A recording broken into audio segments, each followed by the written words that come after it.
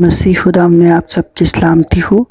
खुदावन के ज़िंदा पाक कलाम में से आज हम पढ़ेंगे पुराने अहदनामा में से दानियल की किताब, उसका 3 बाब, पहली आयत से।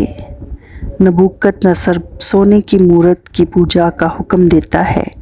नबूकदनस्सर बादशाह ने एक सोने की मूरत बनवाई जिसकी लंबाई 60 हाथ और चौड़ाई 6 हाथ थी, और उसे दौरा के मैदान सूबे बाबल में नस्ब किया। तब नबूकदनस्सर बादशाह ने लोगों को भेजा कि नाज़मों और हाकिमों और सरदारों और काजियों और खजांचियों और मशीरों और तमाम सूबों के सब मनसबदारों को जमा करें, ताकि वो उस मूरत की तकदीस पर हाज़िर हों जिसको नबूकदनस्सर बादशाह ने नस्ब किया था।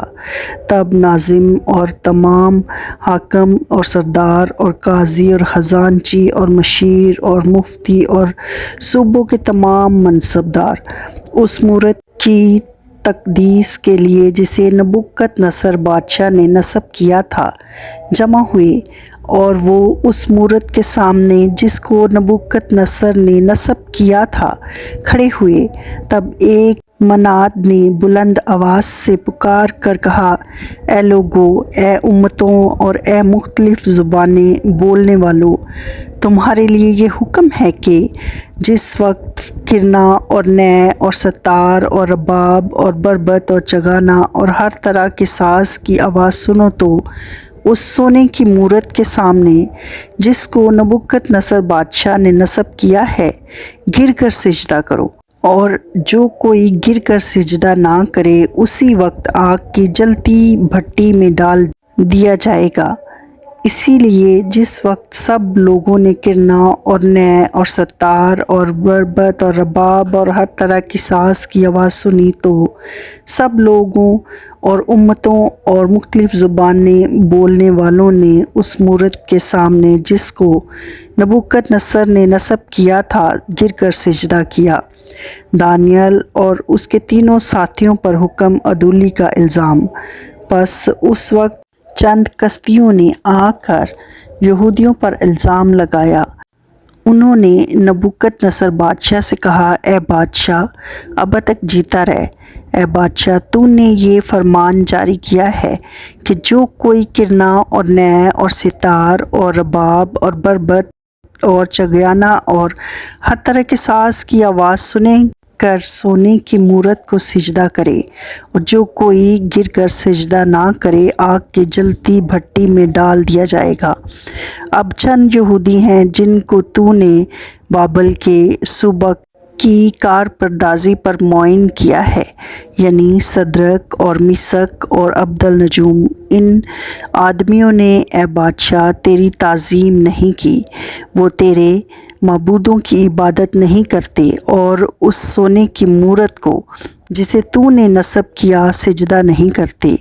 तब नबूकदनस्सर ने कहर व गज़ब से हुक्म किया कि सदरक और मिसक और अब्दलनजूम को हाज़िर करें, और उन्होंने उन आदमियों को बादशाह के हजूर हाज़िर किया। नबूकदनस्सर ने उससे कहा, ए सदरक और मिसक और अब्दलनजूम, क्या ये सच है कि तुम मेरे माबूदों की इबादत नहीं करते हो और उस सोने की मूरत को जिसे मैंने नस्ब किया सिजदा नहीं करते? अब अगर तुम मुस्तद रहो कि जिस वक्त किरना और नए और सतार और रबाब और बरबत और चागियाना और हर तरह के साज़ की आवाज़ सुनो तो उस मूरत के सामने जो मैंने बनवाई है गिर कर सिजदा करो, तो बेहतर है। पर अगर सिजदा ना करोगे तो उसी वक्त आग की जलती भट्टी में डाले जाओगे, और कौन सा माबूद तुमको मेरे हाथ से छुड़ाएगा?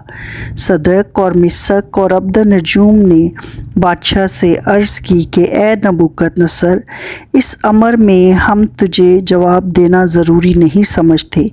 देख, हमारा खुदा जिसकी हम इबादत करते हैं हमको आग की जलती भट्टी से छुड़ाने की कुदरत रखता है, और ए बादशाह, वही हमको तेरे हाथ से छुड़ाएगा और نہیں تو اے بادشاہ، تجھے معلوم ہے کہ ہم تیرے معبودوں کی عبادت نہیں کریں گے اور اس سونے کی مورت کو جو تو نے نصب کی ہے سجدہ نہیں کریں گے۔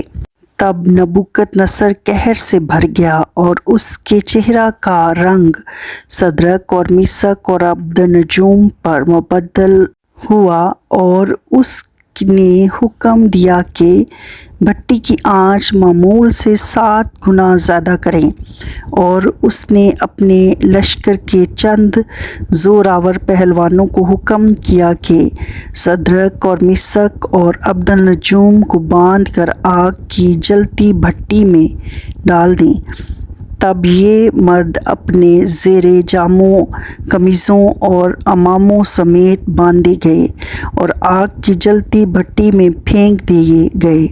پس چونکہ بادشاہ کا حکم تاکیدی تھا اور بھٹی کی آنچ نہایت تیز تھی، اس لیے صدرک اور میثاق اور عبدنجوم کو اٹھانے والے آگ کے شعلوں سے ہلاک ہوئے، اور یہ 3 مرد یعنی صدرک اور میثاق اور عبدنجوم بندھے ہوئے آگ کی جلتی بھٹی میں جا پڑے۔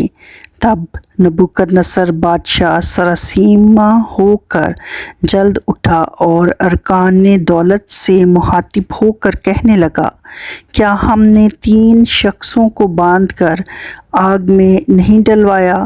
انہوں نے جواب دیا کہ بادشاہ نے سچ فرمایا ہے۔